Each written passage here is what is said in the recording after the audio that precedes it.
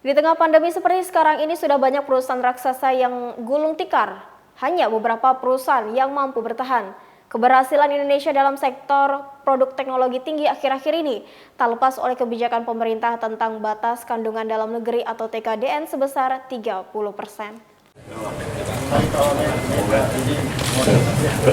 Ketentuan itu berlaku di sektor produk telepon atau smartphone dan komputer genggam atau tablet. Kedepan ketentuan TKN bisa diperluas ke produk lain.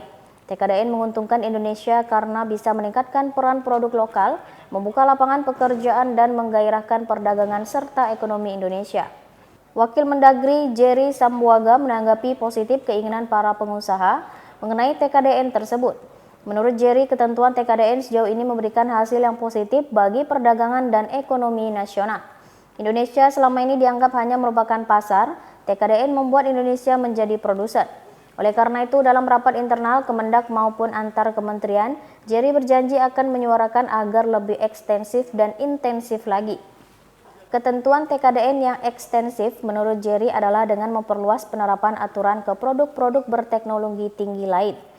Bukan terbatas hanya pada smartphone atau tablet.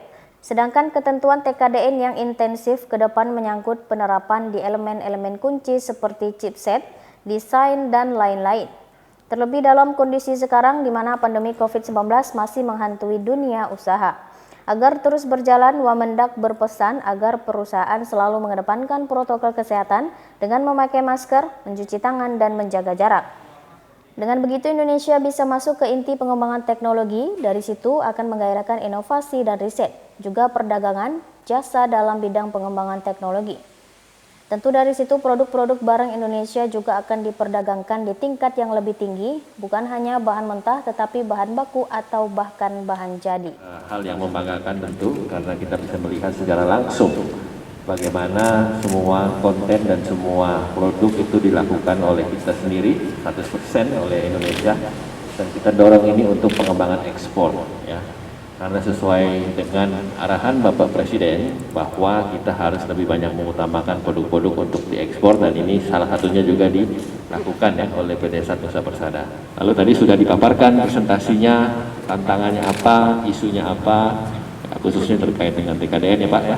Lalu juga terkait dengan bagaimana kita bisa membeli produk-produk yang tadi Bapak Direktur sampaikan. Ternyata banyak produk-produk canggih yang lagi dibawa keluar, diekspor keluar. Nah, mungkin itu juga bisa menjadi konsumsi kita juga Pak. Ajun TV Kopri dari Batam mengabarkan.